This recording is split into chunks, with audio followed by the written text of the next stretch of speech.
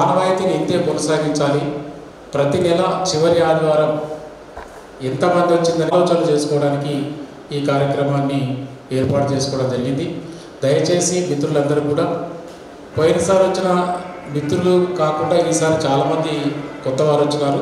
అలాంటి వారు కన్ఫ్యూజ్ కాకుండా ఉండడానికే ఈ కార్యక్రమాన్ని లేటుగా అయినా కూడా మన గెస్ట్ని రిక్వెస్ట్ చేసుకొని, అలాగే మన కుల సంఘాల సభ్యులందరూ కూడా మెసేజ్ 1-2 సార్లు పెట్టి, చాలా కుల సంఘాలకు ప్రజా సంఘాలకు వేదికలు ఉన్నాయి.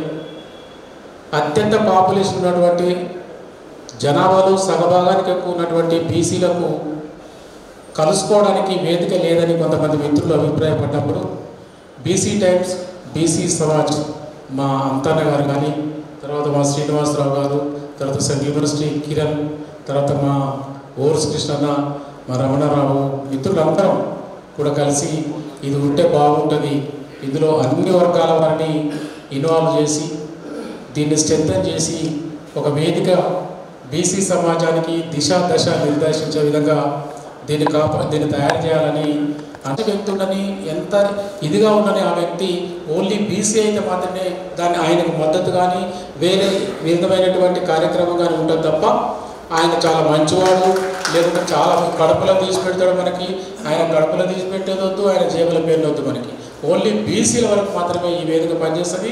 మళ్ళీ ఒకసారి చెప్తున్నారు, మీరందరూ కూడా వివిధ జిల్లాల నుంచి జంపన్న, తర్వాత వివిధ కుల సంఘాల నుంచి, నీలి కుల సంఘాల నుంచి వచ్చినారు, అలాగే మందుల కమ్యూనిటీ నుంచి వచ్చినారు, చాలా కులాల నుంచి ఉన్నారు. కాబట్టి మీరందరూ కూడా మనం పరిచయం చేసుకుందాం.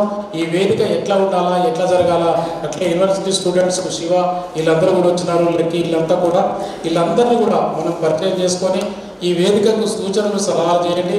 ఇక్కడ పెద్దలు గౌరవనీయులు ఢిల్లీ యూనివర్సిటీ రిటైర్డ్ ప్రొఫెసర్, తెలంగాణకు దిక్సూచిగా పనిచేసినటువంటి వారి సందేశాలు విందాం. మీరందరూ కూడా మాట్లాడాలి, మీరందరూ కూడా ఈ వేదికని షేర్ చేసుకోవాలి.